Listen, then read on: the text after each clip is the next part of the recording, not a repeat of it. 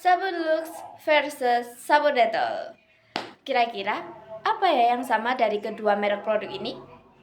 Ya, betul banget. Jadi, kedua merek ini tuh masuk dalam kategori sabun. Dan mereka itu mempunyai harga produk yang bersaing. Tapi ternyata mereka itu sama-sama laris. Terus, apa sih yang membedakan kedua merek produk ini? Nah, kalau sabun Lux itu pasti terkenal dengan sabun kecantikan yang memiliki ciri khas wangi yang mahal. Tapi beda lagi kalau sama sabun Dettol. Nah, sabun Dettol ini memiliki ciri khas dengan sabun kesehatan. Dan biasanya sabun Dettol ini aktif melawan kuman dan orang-orang menyebutnya dengan sabun antiseptik. Gitu ya teman-teman. Terus, apakah sabun Dettol ini nggak bisa jadi sabun kecantikan dan sabun Lux ini nggak bisa jadi sabun kesehatan? Nah, itu nggak benar ya teman-teman, karena kedua merek produk ini tuh memiliki formulasi produk yang berbeda dan klaim produknya pun berbeda. Tapi, persepsi yang melekat di benak orang lain yang membuat produk ini unik sehingga memiliki ciri khas yang kuat dan mampu diingat oleh orang-orang. Padahal, kedua produk ini serupa.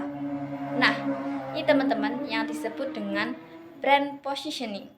Tapi, persepsi yang melekat di benak orang lain yang membuat kedua produk merek ini unik sehingga memiliki ciri khas yang kuat yang membedakan produk ini dengan produk yang lainnya meskipun produk mereka itu serupa. Nah, ini teman-teman yang disebut dengan brand positioning.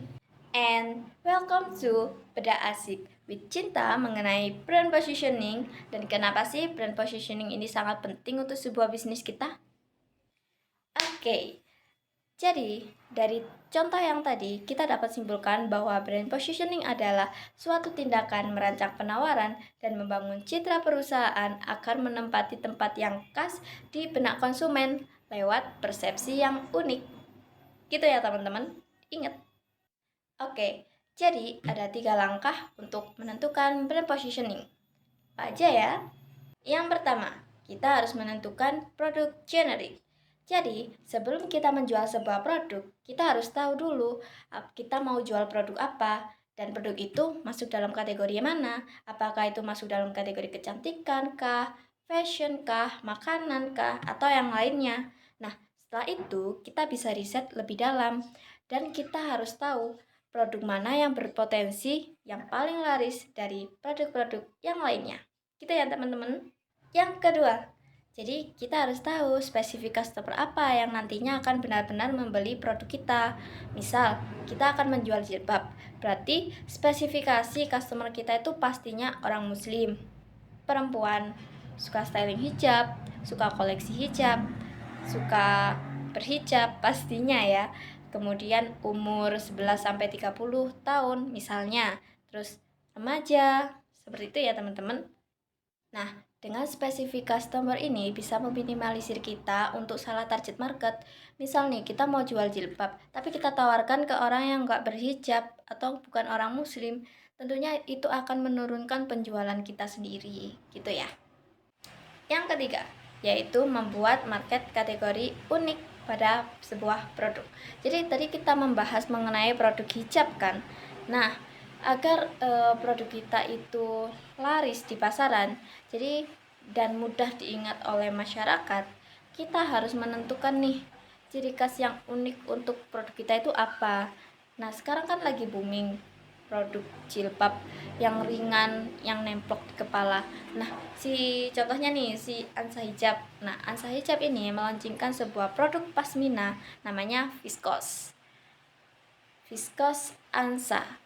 Jadi, si Viscose Ansa ini mempunyai kualitas yang diinginkan oleh kebanyakan customer yang berhijab, mulai dari warnanya yang bervariasi, kualitasnya yang premium, nggak bikin gerah, kemudian nemplok di kepala, mudah dibentuk, sehingga persepsi orang-orang terhadap pasmina Viscose ini berbeda dengan produk jilbab pasmina yang lainnya seperti baby doll, diamond, kaos rayon, dan lain-lain.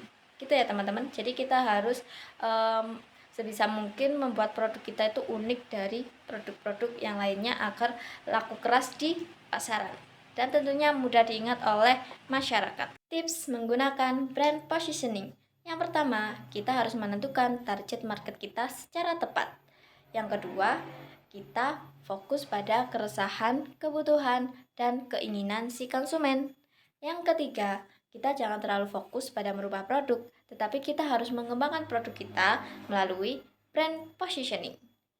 Itu dia teman-teman yang harus kita tahu sebelum kita menggunakan brand positioning agar produk kita paling dicari oleh konsumen dan laku paling keras.